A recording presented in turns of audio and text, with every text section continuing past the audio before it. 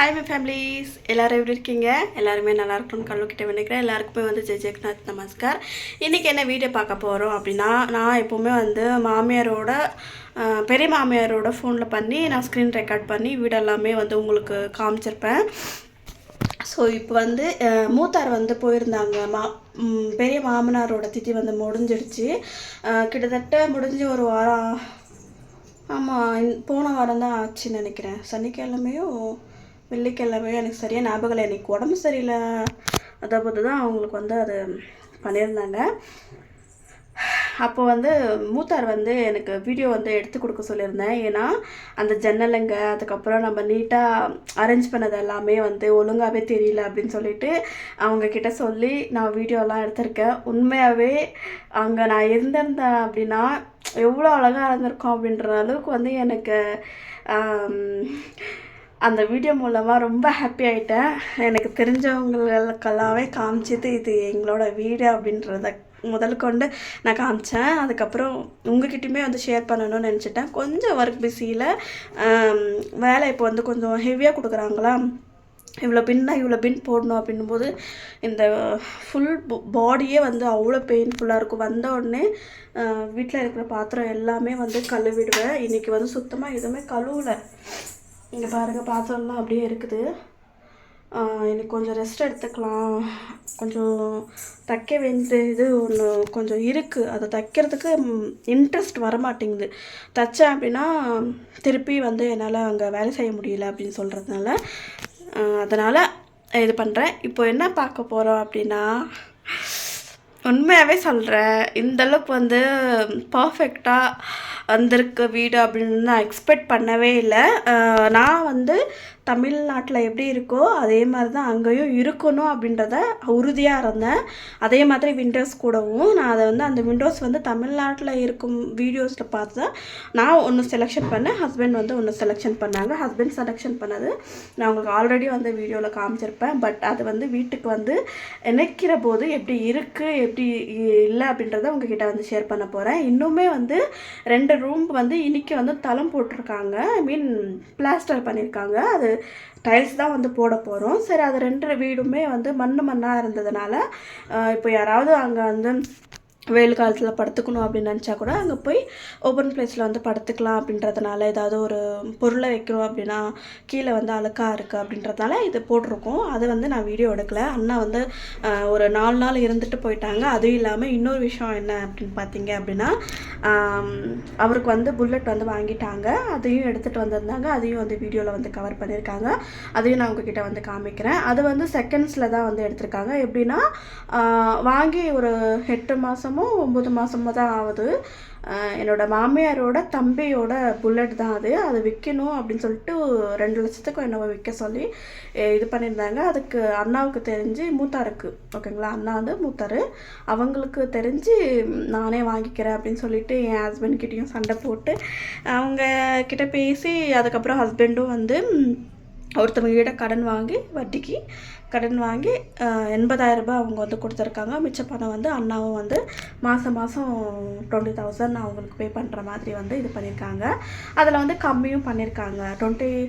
அவங்க வாங்கினது என்னவோ 3 லட்சத்துக்கும் என்னவோ சொல்லியிருந்தாங்க. எனக்கு சரியாக இது தெரியல. ஆனால் 1,20,000 ரூபாவோ 30,000 ரூபாவோ அது வண்டி அப்படின்னு சொன்னாங்க. கம்மிக்கு தான் கொடுத்தாங்க. அதுவே வேறவங்களுக்கு விற்றுருந்தாங்க அப்படின்ற 1,50,000 லட்சத்துக்கு மேலே விற்றுருப்பாங்க. சரி, இவங்களுக்கு அப்படின்றதுனால கம்மி பண்ணி ரொம்ப கம்மி ப்ரைஸில் கொடுத்துருக்காங்க. அதையும் உங்ககிட்ட காமிக்கிறேன். தெரியல எதுக்கு இவ்வளோ வண்டி இருக்குதுன்னு சொல்லிட்டு. ஆல்ரெடி ஒன்று வீட்டில் ரெட் கலர் வண்டி இருக்குது, ஹோண்டா. இப்போ இங்கேவும் ஹோண்டா ஸ்கூட்டி இருக்குது. திருப்பி அங்கே புல்லட் இருக்குது. அங்கே கன்ஃபார்ம் போனேன் அப்படின்னா இந்த வண்டி எடுத்துகிட்டு போக முடிஞ்சு அப்படின்னா கண்டிப்பாக இந்த வண்டி என்கிட்ட இருக்கும். அப்படி எடுத்துகிட்டு போக முடியல அப்படின்னா கண்டிப்பாக ஒடிசாவில் எனக்காக ஒரு ஸ்கூட்டி வாங்கணுன்னு ஒரு ட்ரீம் இருக்குது. கெத்தா ஒருக்குள்ளே எனக்கு வண்டி வாங்கி கொடுத்து அது ஏதாவது ஒரு ப்ராப்ளம்னா நானே போகிற மாதிரி இருக்கும். உங்களுக்கே தெரியும், நான் ஜக்சிங்பூரெல்லாம் போய் எப்படி பஸ்லலாம் போய் மலையிலலாம் போய் சிக்கி சின்னாபின்னமாக இருக்கேன் அப்படின்றத அவ்வளோ கஷ்டப்பட்டு போவேன். பட் இங்கே இருக்கும்போது நான் எப்படி வண்டி ஓட்டணும் அங்கேயும் அதே மாதிரி ஓட்டணும்னு எனக்கு ஒரு ஆசை. பார்க்கலாம் கடவுள் புண்ணியத்தில் என்ன நடக்க போகுது அப்படின்றத வெயிட் பண்ணிவிட்டு வீடியோ ஃபுல்லாக ஸ்கிப் பண்ணால் பாருங்கள். வாங்க வீடியோக்குள்ளே போகலாம். ஹாய் ஃபேமிலிஸ், வாங்க வீடியோக்குள்ளே போகலாம். ஒரே ஒரு வருத்தமான விஷயம் என்னன்னு பார்த்தீங்க அப்படின்னா, இன்னொரு வீடியோ வந்து என்கிட்ட இருந்துச்சு, அது வந்து டிலீட் ஆகிடுச்சு. அதில் தான் புல்லட்டே இருந்துச்சு. என்னை மன்னிச்சிக்கோங்க. இதுக்குள்ளே இருந்துச்சு அப்படின்னா கண்டிப்பாக காட்டுறேன். நானே இது அந்தளவுக்கு வந்து பார்க்கல. ஆனால் இன்னொரு வீடியோ அனுப்பிச்சிருந்தாங்க இல்லைங்களா, அதில் வந்து நல்லா கிளியராகவே இருந்துச்சு. தப்பாக எடுத்துக்காதீங்க. இது தாங்க நம்மளோட என்ட்ரன்ஸ் ஸ்டார்டிங்லேயே வந்து ஒரு சும்மா ஒரு ரேண்டமாக ஒரு ரூம் மாதிரி வச்சுருக்கோம். அதுக்கப்புறம் பார்த்தீங்க அப்படின்னா இது வந்து கிச்சனுக்கு வந்து மணல் போட்டிருக்காங்க. ஏன்னா அதிகமாக மோல்டு போடும்போது யூஸ் ஆச்சு அப்படின்னு சொல்லிட்டு அப்படியே வச்சிட்ருக்காங்க. இது வந்து ரூம். இந்த இடம் தாங்க இப்போ வந்து கீழே வந்து பிளாஸ்டர் பண்ணியிருக்காங்க.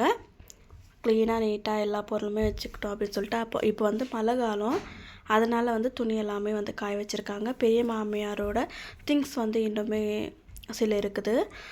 இது வந்து ஹால் மாதிரி, மினி ஹால் மாதிரி. விண்டோ பாருங்கள் எவ்வளோ அழகாக இருக்குதுன்னு சொல்லிட்டு. இதை வந்து பேக் சைடில் இந்த எங்கள் வீடு பேக் சைடு சாமி இருக்குது பார்த்தீங்களா, அந்த சைடில் விண்டோ வந்து உங்களுக்கே தெரிஞ்சிருக்கும்னு நினைக்கிறேன் எவ்வளோ அழகாக இருக்குது அப்படின்னு சொல்லிட்டு நீங்களே பாருங்கள். இது வந்து என்னோடய ஹஸ்பண்டோட சாய்ஸு. கிச்சன்லேருந்து ரூம் வரைக்குமே வந்து ஃபுல் விண்டோ, 3 விண்டோ இதில் இருக்குது. இது வந்து கோவில்.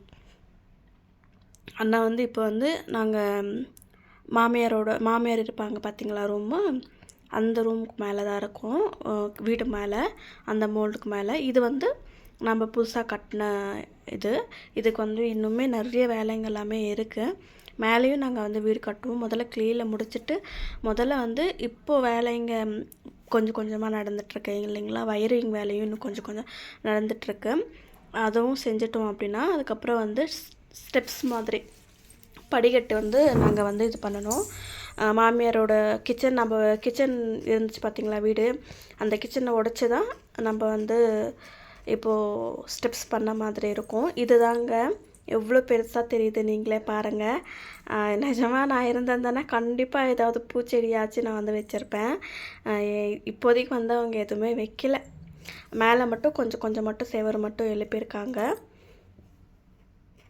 அங்கங்கே பில்லர் எல்லாமே இருக்குது பார்த்தீங்களா. இப்போ கீழே எப்படி வீடு இருக்கோ அதே மாதிரி தான் மேலேயும் வந்து வீடாகும். என்ட்ரன்ஸில் ஒரு ரூம் இருந்துச்சு பார்த்தீங்களா, அது மட்டும் இல்லாமல் பால்கனி மாதிரி வெளியில் வந்து இருக்கும். அது வந்து இது பண்ணியிருக்கேன், என்ன நடக்க போகுதுன்னு தெரியல.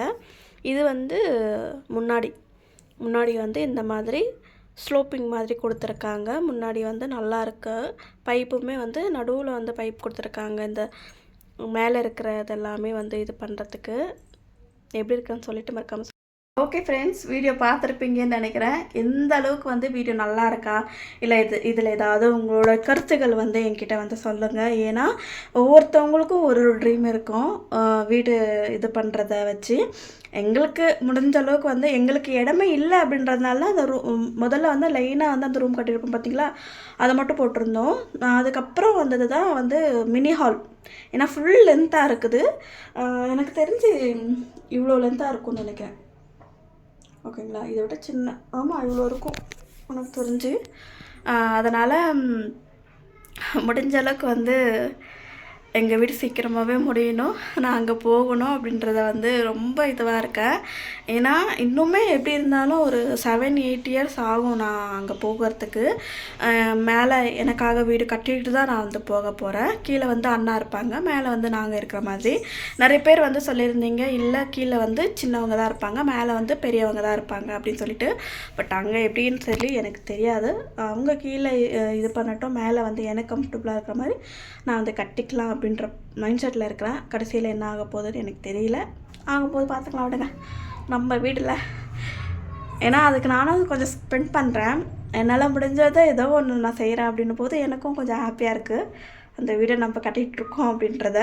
பட் ஃபுல்லாகவே கிளியர் ஆகிடுச்சுன்னா இன்னுமே செம்மையாக இருக்கும். கண்டிப்பாக வீடு நல்லபடியாக கட்டணும். நீங்களும் எனக்காக வேண்டிக்கோங்க.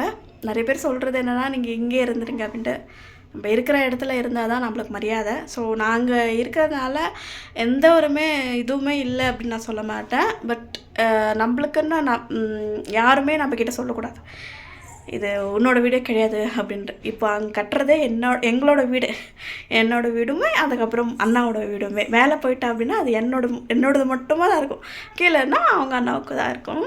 இந்த ஒரு ஃபீல் எப்படி இருக்கும் அப்படின்னு எனக்கு தெரியல. நிஜமாக நாங்கள் வீடு கட்டும்போது எனக்கு இந்த அளவுக்கு சாட்டிஸ்ஃபையே இருக்கல. பட் இப்போ அந்த வீடை பார்க்கும்போது வீடியோ காலில் கூட எனக்கு அந்தளவுக்கு வந்து தெளிவாக தெரியல. வீடியோ அண்ணா பிடிச்சி கொடுத்ததுக்கப்புறம் தான் அவ்வளோ சாட்டிஸ்ஃபையாக இருக்குது. ஓகே, பிடிச்சிருக்கோன்னு நினைக்கிறேன். கண்டிப்பாக உங்களோட கருத்துக்களை என்கிட்ட தயவு செஞ்சு சொல்லுங்கள். பாய், இஷ்கால்.